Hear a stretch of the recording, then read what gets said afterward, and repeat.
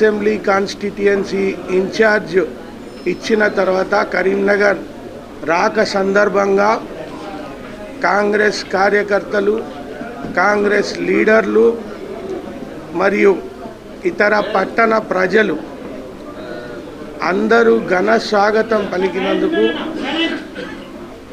నా హృదయపూర్వక ధన్యవాదాలు. మీనాక్షి నటరాజన్ కింద ఇద్దరు సెక్రటరీలు ఉంటే ఒక ఆయన విశ్వనాథన్ తమిళనాడు వాస్తవ్యుడు. నన్ను ఒకసారి అడిగినాడు ఇన్ఛార్జ్ అంటే అర్థమైంది అని. అంటే మా దగ్గర ఇన్ఛార్జ్ అంటే ఓడిపోయిన ఎమ్మెల్యే క్యాండిడేట్ కానీ ఓడిపోయిన ఎంపీ క్యాండిడేట్ కానీ మళ్ళీ కార్యకర్తలను బలోపేతం చేయడానికి, పార్టీని బలోపేతం చేయడానికి ఒక రెస్పాన్సిబిలిటీ ఇవ్వడం జరుగుతుంది అని అంటే ఆయన అన్నాడు, భారతదేశం మొత్తంలో నేను కేరళకు కూడా ఇన్ఛార్జ్ ఉన్నా, నేను 3 రాష్ట్రాలకు ఇన్ఛార్జ్ ఉంటిని ఏఐసిసి సెక్రటరీగా.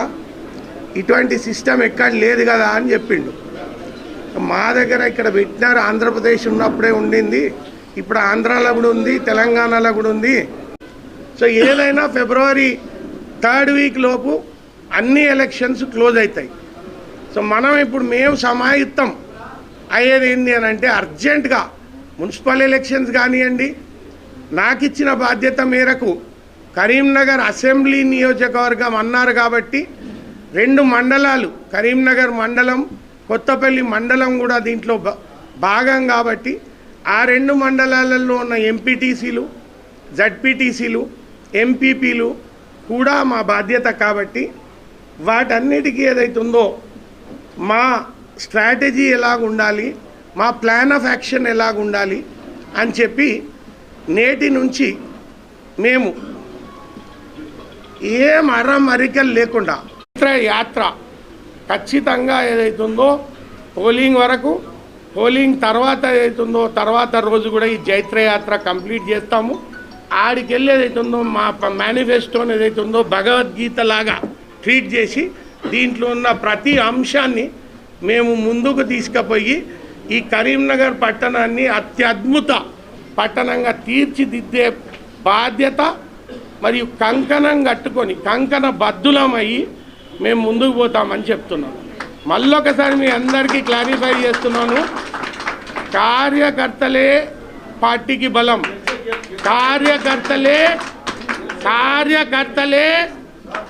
కార్యకర్తలే ఏదైతుందో నా ప్రధాన కర్తవ్యం కార్యకర్తలకు ఏదైతుందో వాళ్ళ అవసరాలను తీర్చడమే. కానీ పార్టీలో ఒక సిస్టమ్ ఉంది, ఆ సిస్టమ్ ప్రకారమే టికెట్లు కానీ ఎట్టి పరిస్థితులలో రేపు డీలిమిటేషన్ అయితే 2 సీట్లు అయితే ఇక్కడ ఓట్ల సంఖ్య ఎక్కువ ఉంది కాబట్టి ఆ 2 సీట్లు కూడా మీరు నాకు గిఫ్ట్గా ఇవ్వాలి అని చెప్పడం జరిగింది ముఖ్యమంత్రి గారు. నేను చెప్పిన 100% మేము గిఫ్ట్కి ఇస్తాం సార్. నేను అని చెప్పలే, మేము అని అన్నా. మేమంటే వీళ్ళంతా నా సోదరులు అందరూ, మేమందరం కలిసి గిఫ్ట్ ఇస్తాం సార్ మీకు. ఆ 2 సీట్లు మీ చేతిలో పెట్టకపోతే నా పేరు రాజేందర్రావు కాదు సార్, నేను మీ ఆఫీస్లోకి రాను సార్ అని చెప్పిన. కరీంనగర్ కార్పొరేషన్ గెలవకపోతే నా పేరు రాజేందర్రావు కాదు సార్, నేను మీ ఆఫీస్లో ఎంటర్ కాను సార్ అని చెప్పిన. మేము సమన్వయం చేసుకుంటాము, అందరినీ ఒకరినొకరం ఏదైతుందో మాట్లాడుకొని ఎక్కడ ఎవరు గెలిచే క్యాండిడేటు. నేను చేసిన సర్వే ఉందనుకోండి, నేను వాళ్ళ ముందు పెడతా. వేం నరేందర్ రెడ్డి గారు చేసిన సర్వేలు ఉన్నాయనుకోండి, ఆయన మాతో షేర్ చేసుకుంటారు, అవన్నీ మా ముందు ఉంటాయి. మహేష్ కుమార్ గౌడ్ గారు చేసినవి మా దగ్గరకు వస్తాయి, మేము అవన్నీ ముందు పెట్టుకుంటాం. ముందు పెట్టుకొని ఫలానా దాంట్లో ఫలానా ఆయన గెలుస్తాడు కదా, మరి ఎట్లా అకామిడేట్ చేయడం, దాంట్లో ఎవరైతే డిప్రైవ్ అవుతారో వాళ్ళని ఎట్లా అకామిడేట్ చేయడం అని చెప్పి మేము అందరం మాట్లాడుకొని ముందుకు తీసుకెళ్తాం.